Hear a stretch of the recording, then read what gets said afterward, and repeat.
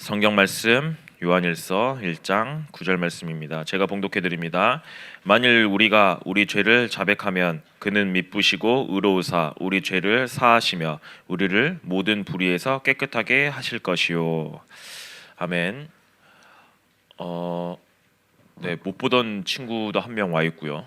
오랜만에 온 친구도 한 명 와 있고, 또 지금 오늘 되게 감사한 일은 지금 여러분들 좀 기도해 주셔야 되는 게, 다시 좀 코로나가 지금 다시 좀 확산이 다시 되고 있죠. 그래가지고 우리 찬양인도 하신 우리 선생님께서 드디어 코로나에 걸리셨습니다.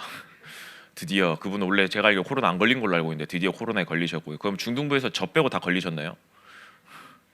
예. 혹시 아직 안 걸리신 분? 하나 둘. 한결 안 걸렸구나. 너 훌륭하다. 넌 건강한 친구야. 그런데 이제 되게 감사한 일은 뭐냐면은, 제가 이제 요셉 쌤이 저한테 이제 수요일 날 갑자기 코로나 걸렸습니다. 저 격리해야 될 것 같습니다. 찬양인도 어떡하죠? 그랬을 때 그러면 우리 혜인이한테 부탁해라고 이야기하니까 혜인이가 빼지도 않고 알겠습니다라고 하더라고요. 되게 그런 거 보면서 어떻게 보면 되게 영적으로 준비가 참 조금씩 리더로서, 영적인 리더로서 준비가 잘 되고 있구나. 비록 부족하지만, 비록 아직 어리지만 하나님께서 저를 또 준비해 나가시는구나라는 것을 보면서 되게 감사하다는 생각이 많이 들었습니다. 여러분들 12월 하면 뭐가 제일 생각 많이 나세요? 정해진 답을 이야기. 안 춥니? 반팔 입고. 약간 배장현 목사님을 보고 있는 것 같습니다. 배장현 목사님이 저렇게 입고 다니거든요. 겨울에 반팔 반바지 위에 패딩 하나 입고 돌아다니시거든요. 12월 하면 이제 크리스마스, 성탄절이 제일 많이 기억이 나죠. 성탄절이 무슨 날이에요? 성탄절이 무슨 날이에요? 무슨 날인지도 모르고 지금 크리스마스를 그냥 빨간 날, 노는 날이라고 지금 생각하시는 거예요. 크리스마스 하면 이제 예수님 오신 날을 기념하는 날이죠. 그 날을 기념하고 그 하나님께 이제 감사 고백하는 최고의 축제의 자리인 거죠. 그래서 기독교에서 가장 큰 절기, 두 가지 절기가 있죠. 그게 바로 성탄절, 크리스마스 12월 달, 그리고 부활절, 이거를 가장 크게 지키고 있습니다. 특별히 왜 이 이야기를 하냐? 오늘부터 이제 12월 25일 3부 예배 시간에 크리스마스 감사 축제 공연을 감사 축제를 합니다. 그때 이제 우리 중등부가 고등부랑 연합해서 함께 이제 공연을 해요. 이 말은 뭐겠어요? 오늘 예배 끝나고 연습이 있습니다. 연습이 있기 때문에 우리 랩런트들 하기 싫은데요? 이게 아니라 여러분들이 왜 함께 올라가서 우리가 함께 그 하나님께 영광 돌리고 경배 돌리냐? 우리를 위해서 죽으시고 우리를 위해서 다시 사셔서 우리를 구원하신 그 하나님께 최고의 영광과 찬양과 경배 돌리는 그거기 때문에, 그걸 때로는 합창으로, 그걸 때로는 몸 찬양으로. 여러분들이 저도 뭐 하는지 몰라요. 아무튼 연습 잘 하시고 했으면 좋겠고요. 또 24일 날, 그 전날에 24일 날 저한테도 보고도 없이 자기네들끼리 스케줄을 잡아놨더라고요. 중등부랑 고등부랑 연합해서. 이때는 선생님들 오시면 안 됩니다. 자기네들끼리 놀겠다고. 그래서 자기네들끼리 뭔가를 하겠대요. 그래서 24일 날 토요일 날 저녁 7시에 또 한다고 하니까 같이 모여서 그 예수님께서 이 땅에 오신 그 구원의 감사와 감격 또 고백하면서, 그거를 또 기억하면서 하나님 앞에 영광 돌리는 그런 좀 성탄절이, 그런 준비가 또 되어졌으면 좋겠습니다. 오늘 제목은 죄 사함의 은혜입니다. 아니, 죄 사함이면 죄 사함이지 그 뒤에 은혜는 또 뭡니까? 라고 여러분들이 생각하실 텐데요. 여러분들이 죄 사함을 받는 것 그 자체도 하나님께서 우리에게 베풀어 주신 은혜라는 사실을 먼저 기억하고 함께 좀 말씀을 받았으면 좋겠습니다. 특별히 오늘 사도신경 고백의 이제 거의 마지막 부분입니다. 죄를 사하여 주시는 것과 여러분들이 생각하기에는 죄가 뭐예요? 여러분들이 생각하기에는 죄가 뭐라고 생각하세요? 보통 이제 우리가 생각하기에는 죄 하면요, 왠지 도둑질 하는 거, 그리고 아니면은 좀 그런 못된 짓 해 나가는 것들, 살인, 아니면 폭력, 요즘에 이제 정말 많이 이상하게 되게 많이 대두되는 그런 마약이나 아니면은 성 문제들, 여러분들이 생각하기에 그런 것들을 죄라고 이야기를 할 거예요. 예, 맞아요. 그것도 분명히 죄예요. 하지만 성경에서는 이 죄를 다른 걸 말하고 있어요. 오히려 그 성경에서 말하고 있는 그 죄 때문에 이 세상에 아까 말씀드렸던 도둑질하거나 살인하거나 폭력하거나 그런 마약의 수만 가지 문제들이 오히려 이 문제 때문에 들어오고 있다라는 것, 육신적으로 나타나고 있다라고 말하는 거예요. 죄라는 단어가 이제 헬라어로 뭐냐면요. 좀 여러분들한테 되게 어려운 단어일 수도 있는데 여기다 쓸게요.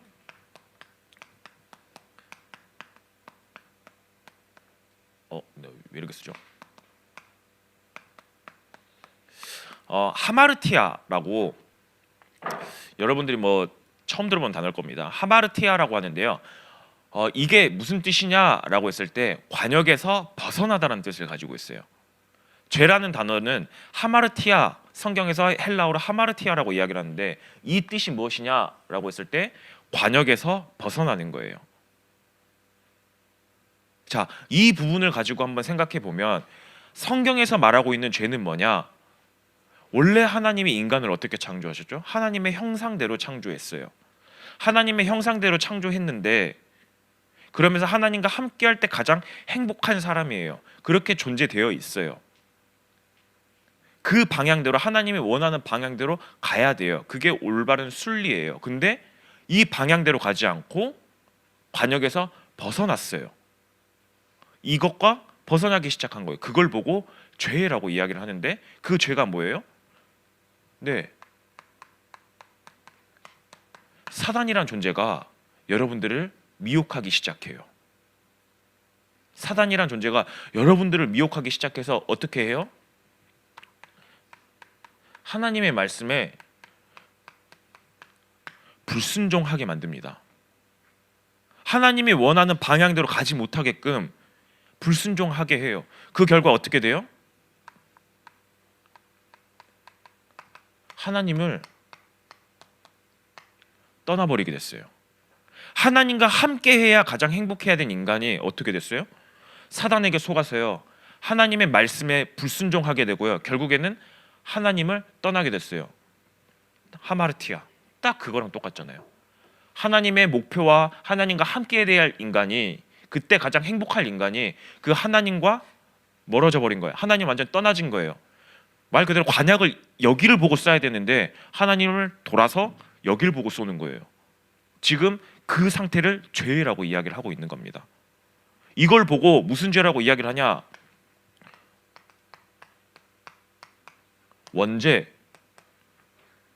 원죄라고 이야기를 해요. 오리지널 신이죠. 원래 죄. 사실상 지금 여러분들 눈앞에 나타나고 있는 그 수많은 문제들, 수많은 범죄들, 네, 하나님을 떠났기 때문에 그로 인해서 나타나기 시작하는 거예요. 이 원죄의 결과가 뭐예요? 이 원죄의 결과는 영원한 사망 가운데로 가게 되는 거예요. 로마서 5장 12절 말씀에 보면 뭐라고 나와 있냐? 한 사람으로 말미암아 죄가 세상에 들어오고 한 사람으로 말미암아 죄가 세상에 들어왔대요. 그 죄로 말미암아 사망에 들어왔나니 이와 같이 모든 사람이 죄를 지었으므로 사망이 모든 사람에게 이르렀느니라. 아담의 그 범죄한 거 하나 때문에 이 세상에 죄가 들어왔대요. 그리고 그 결과가 어떻게 돼요? 사망이래요. 이 사망의 결과는 뭐예요? 결국엔 이 육신의 결과는 뭐예요? 하나님과 멀어진 사람들의 결과는 뭐예요? 우리가 예전부터 계속 말씀을 했을 거예요. 갈라디아서 5장 말씀에 보면 계속 나와 있잖아요. 그 육의 결과는 뭐라고요? 음행하고 더럽고 우상 숭배하고 분쟁하고 시기하고. 그 결과가, 그 이유가 뭐라고요? 육의 결과라는 거예요. 하나님을 떠난 그 순간부터 사람은 범죄할 수밖에 없는 그런 사람으로 가기 시작하는 거예요. 그렇기 때문에 진정한 죄는 뭐냐? 성경에서 말하는 죄는 뭐냐? 사단에게 속아서 불순종하고 하나님을 떠난 그것, 하나님과 거리가 멀어지는 것, 그걸 보고 죄라고 이야기를 하는 거예요. 그러면 우리가 어떻게 해요? 이 죄를 해결하기 위해서는요, 우리가 죄인의 삶을 벗어나기 위해서는 다시 하나님 앞으로 가야 되는 거예요. 다시 하나님 앞으로 가야 되는데 하나님은 여러분들 되게 의로우신 분이세요. 의로우신 하나님이세요. 여러분들이 의롭다라고 하니까 하나님이 되게 착하신 하나님이시구나라고 생각하는데요. 의롭다라는 말은 정말 무서운 단어예요. 여러분들 의로우신 하나님 앞에 죄인은 설 수 없어요. 죄인은 의로우신 하나님 앞에 쓰는 순간 죽어요. 그 의로우신 하나님 앞에 우리가 설 수가 없기 때문에 하나님께서 어떻게 해요? 그 해답을 보내주셨어요. 그래, 너희들 가지고 절대 내 앞에 설 수 없지. 하지만 난 너희를 너무나도 사랑해. 그래서 보내신 게 누구예요? 그래서 보내신 게 예수 그리스도를 보내신 거예요. 예수 그리스도를 보내서 이 모든 문제를 완벽하게 해결하시고, 그리고 나서 우리가 의로운 하나님 앞에 설 수 있게끔 만드시는 거예요. 어떻게 하셨어요? 네, 참 왕으로 오셔서 사단의 권세를 완전히 박살내셨잖아요. 그리고 우리의 완벽한 의로운 왕이 돼서 우리를 통치하시잖아요. 참 제사장이 되셔서요, 하나님 앞에 불순종했던 그런 모든 죄들, 참 제사장 되셔서 완벽하게 해결하셨잖아요. 법적으로 생명의 성령의 법이 죄와 사망의 법에서 너를 해방하였습니다. 법적으로 너희는 이제 죄인이 아니야. 내가 다 해결했어. 참 제사장 되셔서 다 해결하셨잖아요. 여러분들이 하나님을 떠났어요?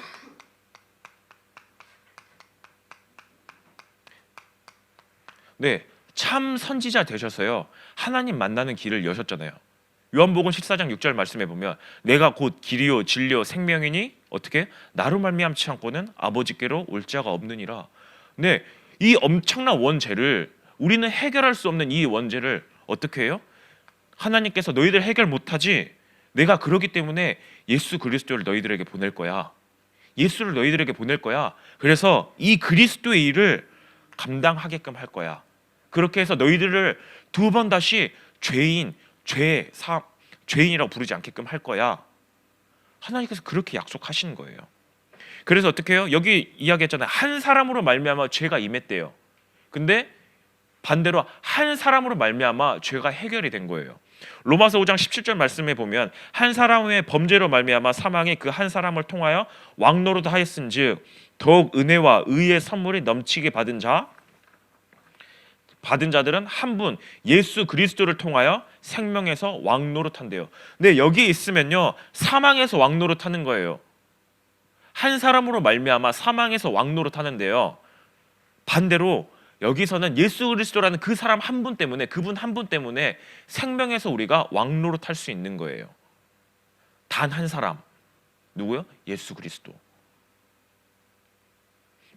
우리가 이 예수 그리스도를 다시 붙잡을 때 이걸로 말미암아 우리가 다시 의로우신 하나님 앞에 나아갈 수 있다라는 겁니다. 그렇다면 우리가 어떻게 죄 사함을 받을 수 있어요? 우리가 어떻게 죄 사함을 받을 수 있습니까? 그래 예수 그리스도께서 이 모든 것들을 해결하셨다 치자. 근데 이게 여러분들하고 무슨 상관이 있냐라는 거예요. 이게 여러분들하고 무슨 상관이 있냐라는 겁니다. 과거 구약에는 히브리서 9장 22절 말씀에 보면 율법에 따라 거의 모든 물건이 피로써 정결하게 되나니 피 흘림 없은즉 사함이 없느니라. 네, 뭐예요? 우리가 죄 사함을 받기 위해서는요, 꼭 피가 필요해요.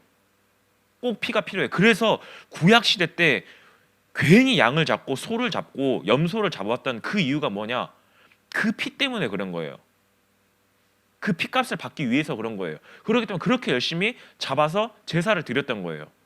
그런데 신약 시대는 어떻게 됐어요? 예수 그리스도께서 십자가에서 죽으심으로 자기 자신을 단번에 대속제물 드려버리신 거예요.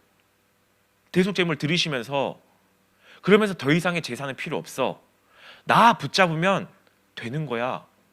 나 붙잡으면 되는 거야. 지금 그렇게 말씀하시는 거예요. 그러면 우리가 이 죄사함을 받기 위해서는 어떻게 해요? 죄사함을 받기 위해서는 그냥 예수 그리스도를 붙잡기만 하면 되는 거예요. 그분을 붙잡고 그분 앞으로 나아가기만 하면 되는 거예요. 그래서 그게 오늘 말씀이에요. 요한일서 1장 9절 말씀에 우리가 우리 죄를 자백하면 그는 미쁘시고 의로우사 우리의 죄를 사하시며 우리를 모든 불의에서 깨끗하게 하실 것이요.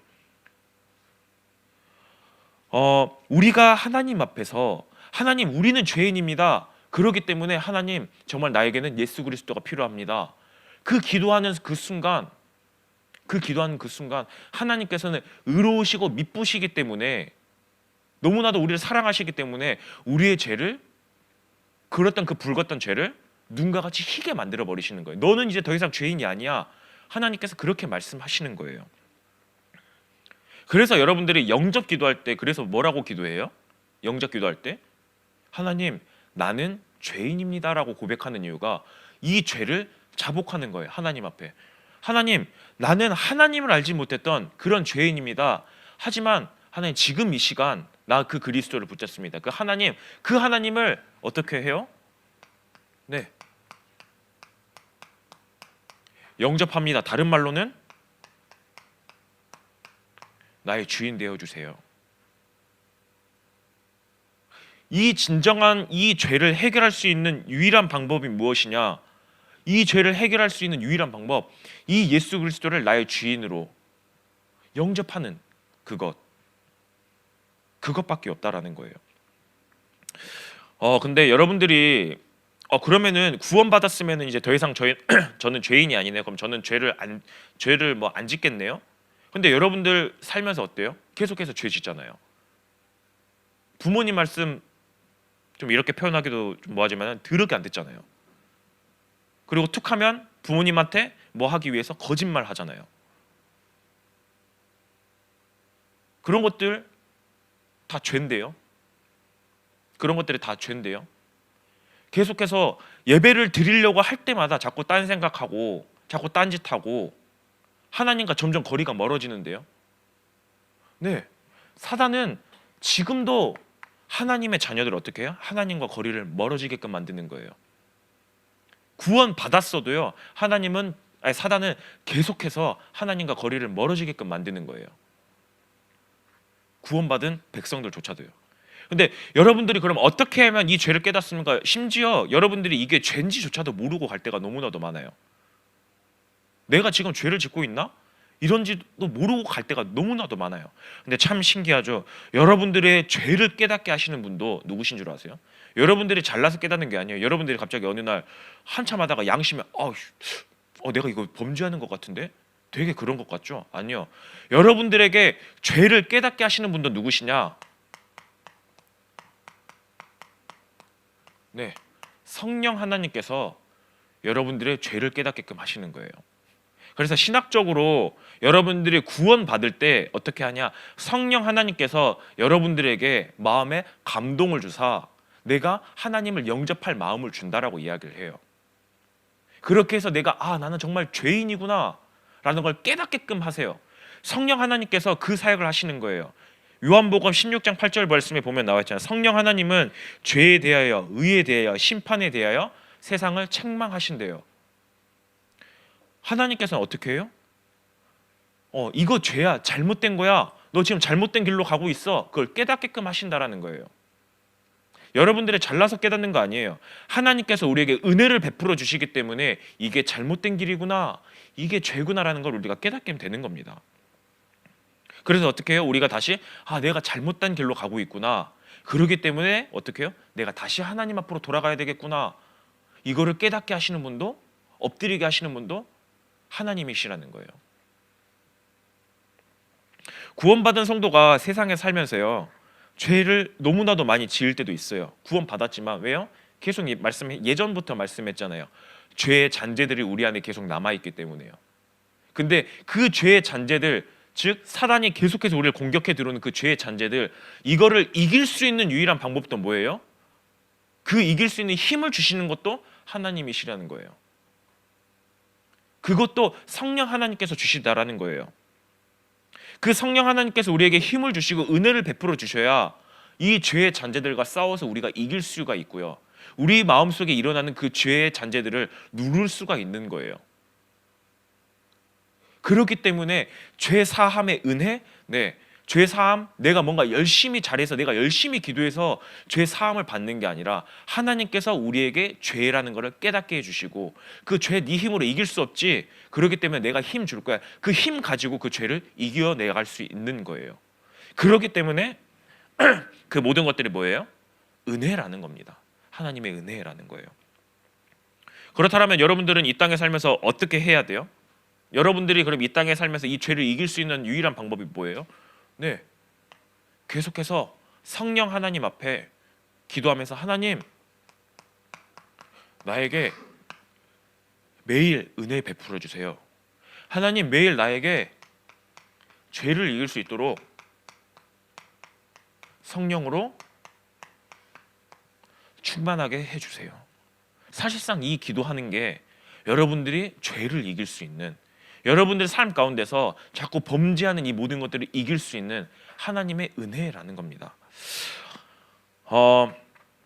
오늘 한번 선생님들하고 한번 포럼해 보세요. 무엇을 가지고 포럼을 하냐? 죄라는 게 무엇인지.